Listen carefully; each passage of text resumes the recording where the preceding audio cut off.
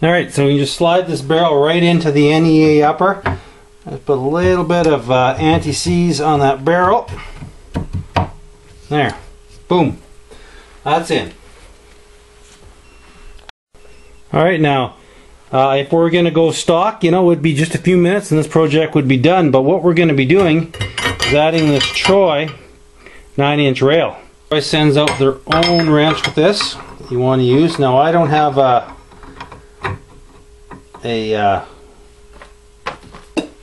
torque wrench with me, so I'm just going to snug it up where I think it's reasonable.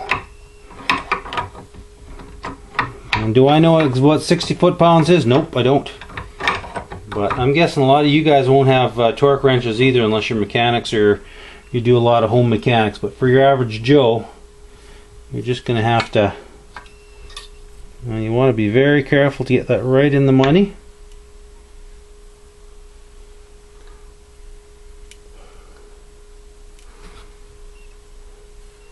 Now the thing of it is that these need to line up. So I'm just betwixt and between. Do I torque it a little bit more and risk breaking something? I'm almost thinking I gotta come back about an 1/8 of an inch here.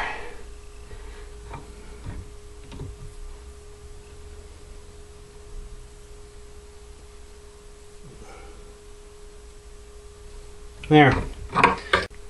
Now you know you could go out and buy a low profile gas block. That's one option. Either 40, 50, 60, 70, 80 bucks, I don't know. But the thing I don't like about that is that this gas block was manufactured to fit that barrel. So with the low profile gas blocks, there's a possibility of a little bit of twisting, a little bit of turning. This gas block has been just ducky since it's been on. So we know that this gas block is going to work just fine and dandy for us. So that's one of the main reasons that I don't want to change it here. Okay guys, we're going to cut this off. Sometimes I goof around with safety, but this isn't one of those times. Make darn good and sure you got all flammables out of the way, especially cans and whatnot. And I've got a fire extinguisher right behind me ready to go. Gloves, gotta wear the face shield or safety glasses. You know, burns are one thing, but losing your eye, well, I can't imagine that. So we're going to cut her across. We're going to leave lots of room, and then we'll go in and do it by a little lighter after that. I hope I know what I'm doing.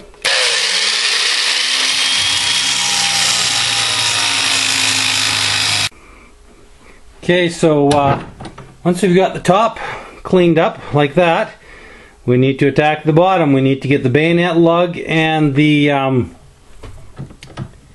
sling attachment ground off of there. So like I say, if you're not a cheap SOB like I am, well, thrifty, money conscious, or it's just easier to do this yourself, you know, I never ever thought of ordering a low profile gas tube. I mean, you know, use what you got. So we'll knock these down and get them ready to go as well. Alright guys, there we have it, the completed gas block. We just cleaned it up with the Dremel a bit. We've got the bayonet lug knocked off, and the sling mount knocked off, and the front sight knocked off, and she's all ready to get a quick coat of paint and we'll reinstall. Alright guys, there we have it, the completed gas block. We just cleaned it up with the Dremel a bit. We've got the bayonet lug knocked off, and the sling mount knocked off, and the front sight knocked off, and she's all ready to get a quick coat of paint and we'll reinstall.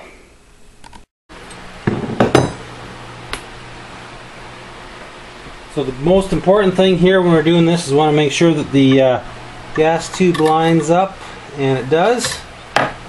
So I don't know if you're supposed to do this, but it just seems to me like a kind of a thing to do, because it was, honestly, when I took it off, it was pretty darn rusty. So I'm just going to put a little bit of synthetic grease on there, same grease that I use on my M14 and my rifles. Let's just get this tapped on here.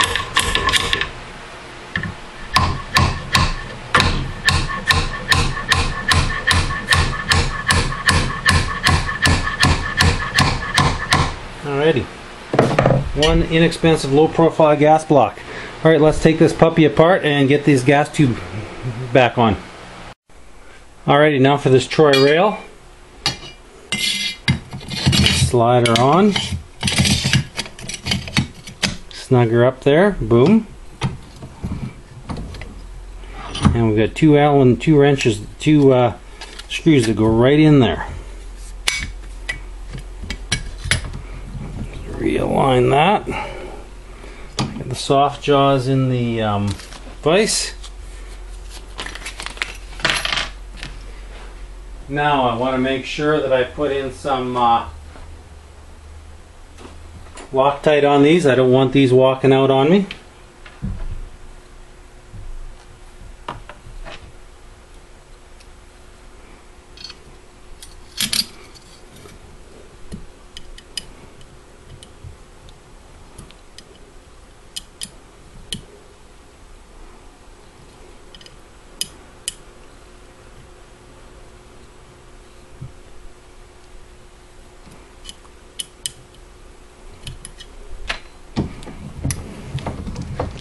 There we go, guys. For just over 300 bucks, we've converted this AR15 into a flat top with a railed forend. So let's get the rest of her put together. Okay, now with this new rail and this receiver doesn't fit this Brownell's block so good, but you always want to block it up when you're reinstalling the muzzle brake. Now, should this have some Loctite? I don't know. Considering how loose it was, I'm going to put a little bit on. Maybe you're not supposed to, I don't know.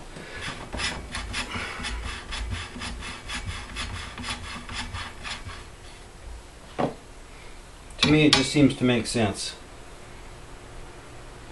There, crush washer on, Loctite on. Boom, let's get this lower on. What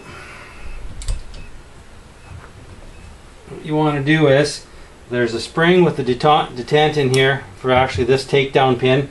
So you want to carefully hold this lever in, slide it in, get this puppy tightened up. Use your DPMS tool here.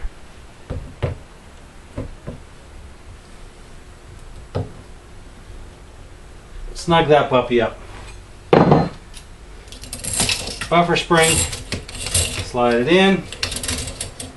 Then you want to get your buffer spring stop and pin ready to roll here. Slide that in there. Pop her in, hold it down with your thumb, let her slide out. Boom. Honestly, once you know what you're doing, it's a piece of piss. Reinstall your butt pad, your recoil.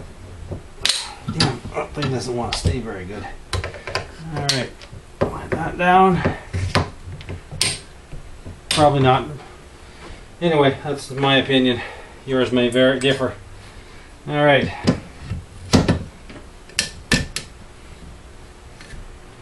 Well, I bought this piece of... It's supposed to... Alright, we got the bolt assembly back in. Boom! One flat top AR with a Troy rail in about an hour and a half. That's pretty cool. I'm liking that. Now I just need to put some backup iron sights, spark optics, and she's all good to go. That's an easy project, guys. I'm pretty impressed. So have a run at her. It's an easy fix, especially for anybody with ARs with the carry handles. That is a very, very easy upgrade. Alright guys, Glockster42, thanks for watching. Take care, bye.